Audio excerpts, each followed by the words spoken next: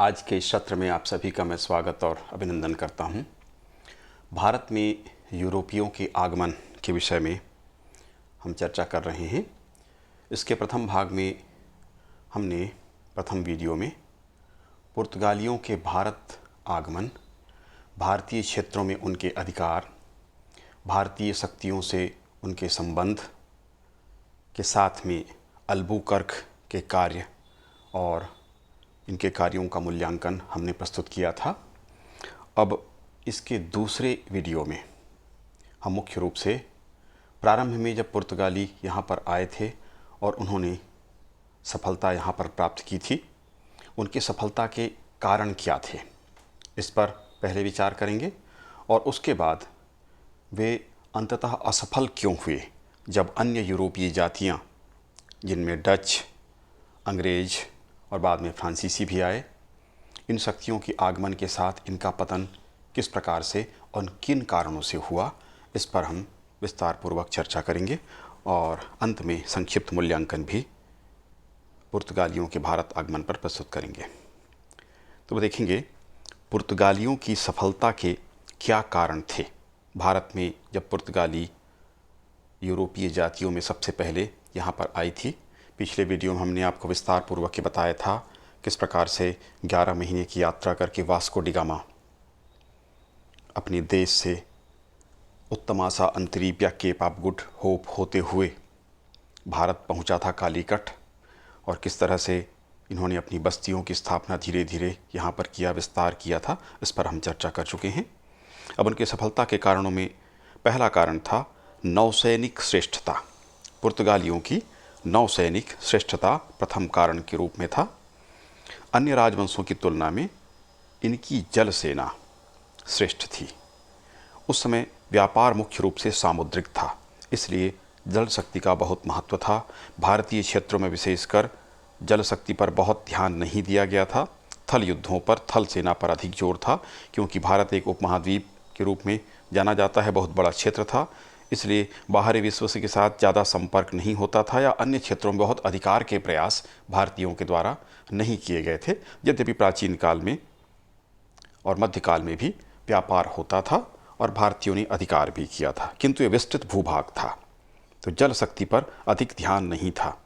उनकी तुलना में पुर्तगालियों की जल सेना श्रेष्ठ थी, नौसैनिक श्रेष्ठता उनकी थी, इसीलिए इन्होंने एशिया के व्यापार में कब्जा करने में इनको बहुत हद तक सफलता प्राप्त हुई थी।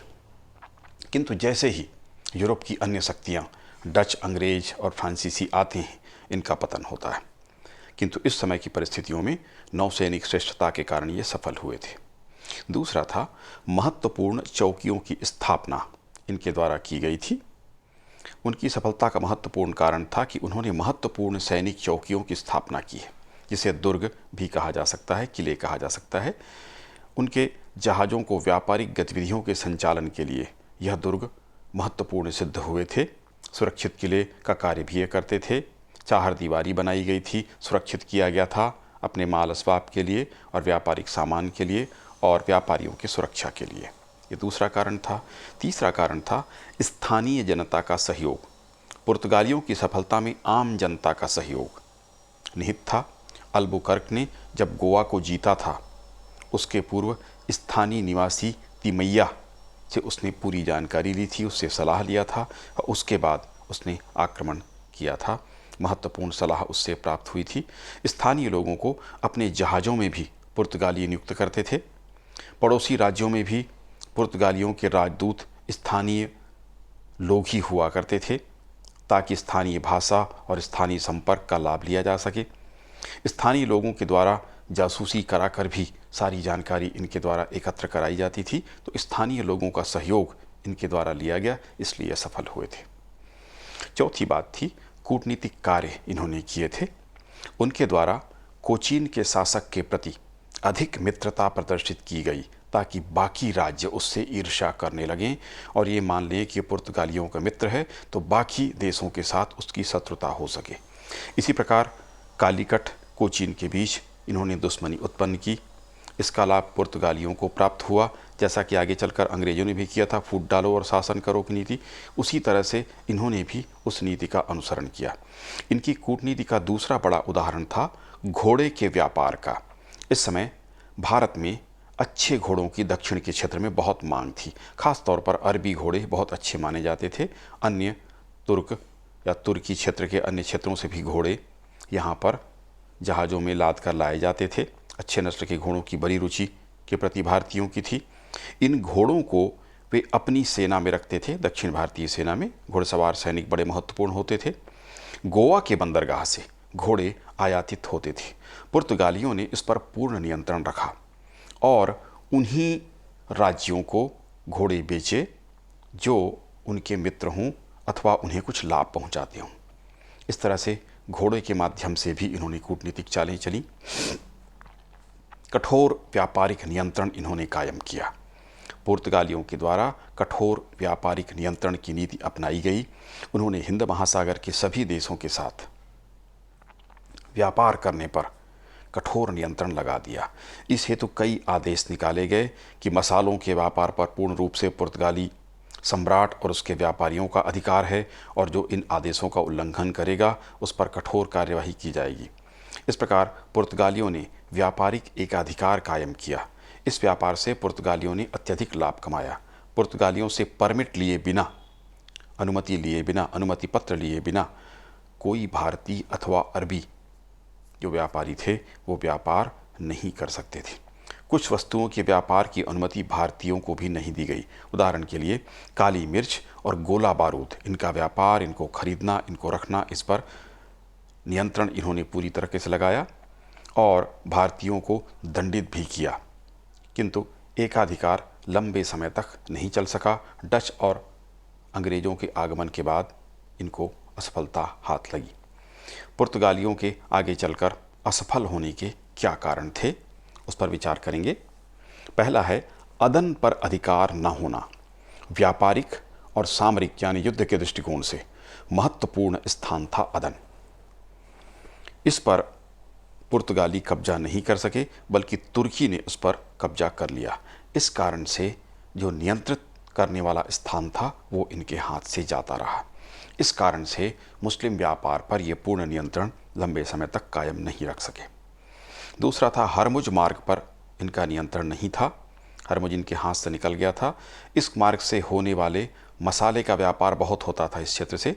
इस मार्ग से पुर्तगाली पूर्ण नियंत्रण स्थापित नहीं कर सके। इस कारण से अंतिम रूप में वो असफल सिद्ध हुए थे। स्थानीय व्यापारियों का विरोध। स्वाभाविक रूप से जो स्थानीय व्यापारी थे वो पुर्तगालियों से ईर्ष्या करते थे क्योंकि सारा नियंत्रण उन्हीं के हाथ में था और सर्वाधिक कमाई वही लोग कर रहे थे। इस कारण से जो स्थानीय व्यापारी थे वो संगठित होकर उन्होंने सशस्त्र विद्रोह भी खड़ा किया था। तो उनके विरोध के कारण भी इनको असफलता हाथ लगी। स्थानीय शासकों के द्वारा भी इनका विरोध किया गया क्योंकि उनका लाभ पुर्तगाली ले जा रहे थे। विशेषकर कालीकट के जामोरिन के द्वारा पुर्तगालियों का विरोध किया गया क्योंकि इन शासकों का बहुत नुकसान पुर्तगालियों के व्यापार के कारण हो रहा था। इसलिए व्यापार पर वो अपना नियंत्रण करना चाहते थे और ख़ास करके थल व्यापार पर तो इन्हीं का पूर्ण नियंत्रण होता गया था। जल व्यापार में अवश्य पुर्तगालियों का अधिकार था। भारतीय व्यापारियों द्वारा पुर्तगाली नियमों का उल्लंघन। पुर्तगालियों के द्वारा जो नियम बनाए जा रहे थे उसका पालन भारतीय नहीं कर रहे थे। पुर्तगालियों के द्वारा मसाला व्यापार पर भारतीयों पर प्रतिबंध लगाया गया था किंतु भारतीय जो व्यापारी थे वो थल मार्गों से व्यापार करने लगे क्योंकि थल मार्गों की जानकारी इनको थी और इन पर स्थानीय भारतीय राजाओं का अधिकार था। इस पर सीधा नियंत्रण पुर्तगालियों का नहीं था। इस कारण से थल मार्ग इन्होंने रास्ते निकाल लिए। जल मार्ग में भी गोपनीय रास्ते इन्होंने निकालने शुरू किए। काली मिर्च का व्यापार भी इनके द्वारा किया गया। तस्करी होने लगी। स्वयं पुर्तगाली अधिकारी भी भारतीयों के साथ मिल गए। इस तरह से भारतीय व्यापारियों के द्वारा जो ये कार्य किया गया उसके कारण इनका व्यापार कमज़ोर पड़ा। भ्रष्ट पुर्तगाली अधिकारी भ्रष्ट थे तथा वे मसाले की तस्करी में स्वयं संलग्न रहा करते थे और भारतीयों की मदद किया करते थे रिश्वत लेकर। इस कारण से उनके भ्रष्टाचार के कारण ही उनकी कंपनी या पुर्तगाली असफल हुए थे। डच एवं अंग्रेज व्यापार। इस क्षेत्र में जब डचों का आगमन हुआ, ब्रिटिश कंपनियों का आगमन हुआ, जिसके कारण पुर्तगालियों का एकाधिकार समाप्त हो गया। डच 1596 में दक्षिण पूर्वी एशिया तक पहुंच चुके थे। अगले 20 वर्षों में उन्होंने पुर्तगालियों का व्यापार यहाँ पर समाप्त कर दिया, उनको पराजित किया। डचों ने मलक्का पुर्तगालियों से सन 1641 में छीन लिया। इसके पश्चात 1659 में श्रीलंका एवं 1663 में मालाबार के सभी दुर्गों पर पुर्तगालियों का अधिकार समाप्त हुआ और डचों ने इस पर अपना अधिकार कायम किया। इसी प्रकार अंग्रेजों के कड़े प्रतिरोध का सामना पुर्तगालियों को करना पड़ा था। पुर्तगालियों को अंग्रेज विरोध का सामना करना पड़ा। उन्होंने भारत में पुर्तगालियों को परास्त किया। सर्वप्रथम सूरत के क्षेत्र में पुर्तगाली पराजित हुए। 1628 में अंग्रेजों ने हरमुज पर कब्जा कर लिया, जो पुर्तगालियों की फारस की खाड़ी में प्रमुख चौकी थी। इस तरह अंग्रेजों ने पुर्तगालियों के व्यापार को नुकसान पहुंचाया। स्पेन एवं पुर्तगाल का विलय हुआ। 1580 में स्पेन ने पुर्तगाल पर आक्रमण कर उसे परास्त कर लिया तथा पुर्तगाल देश को ही अपने देश में मिला लिया। इस कारण यूरोपीय राजनीति पुर्तगाल के लिए पूरी तरह से परिवर्तित हो गई। उनका अधिकार चला गया। अब स्पेन के मित्र उसके मित्र, स्पेन के शत्रु उसके शत्रु हो गए। इस कारण से उनकी स्थिति कमज़ोर हुई और स्पेन की तरफ से जो कुछ ध्यान दिया गया उतना ही विकास ये कंपनी यहाँ पर कर सकी। कट्टर धार्मिक नीति इन्होंने अपनाई थी, जैसा कि हमने चर्चा किया था। पुर्तगालियों की असफलता में उनकी कट्टर धार्मिक नीति का बड़ा योगदान था। पुर्तगालियों ने क्रूरता, धर्मांधता का परिचय दिया था, विलासी भी थे। उन्होंने भारत में कट्टर धार्मिक नीति का अनुसरण किया। 1540 में उन्होंने गोवा के हिंदू मंदिरों को नष्ट कर दिया और युद्धबंदियों को ईसाई बनाया। उन्होंने बलात् धर्म परिवर्तन की नीति अपनाई। भारतीय स्त्रियों से पुर्तगालियों का दबावपूर्वक वैवाहिक संबंध कराया तथा भारतीय स्त्रियों को ईसाई बनाया गया। इससे आम जनता में उनके प्रति धार्मिक विद्वेष फैलाने के कारण विरोध की भावना उत्पन्न हुई। इसी देश में आकर इसी देश के जो धर्म था, इस देश का धर्म था, उसका उन्होंने विरोध किया था। इस कारण वे असफल हुए थे। धन हेतु अमानवीय तरीके भी पुर्तगालियों के द्वारा अपनाए गए थे। महिलाओं के आभूषण प्राप्त करने के लिए उनके हाथ, पैर, कान, नाक तक काट डाले गए। एक पुर्तगाली लेखक ने लिखा कि पुर्तगाली एक हाथ में तलवार और दूसरे हाथ में क्रॉस लेकर भारत में घुसे थे, किंतु भारत में सोना बटोरने के लिए उन्होंने क्रॉस जमीन पर रख दिया। क्रॉस से अर्थ ईसा मसीह का जो क्रॉस होता है, ईसाई धर्म का प्रतीक। और जब जेबें भर गईं तो तलवार भी फेंक दिए, यानी सुरक्षा की ओर भी ध्यान नहीं दिया, धर्म की ओर भी उन्होंने ध्यान नहीं दिया। ऐसी दशा में उनका पतन निश्चित था। यानी ये पॉलिसी लेकर के ही आए थे कि सेना और धर्म के बल पर वो यहाँ पर कब्जा करेंगे, व्यापार पर अधिकार करेंगे। ये उनका लक्ष्य था, जिसमें अंततः वो असफल रहे। दहेज में मुंबई का जाना।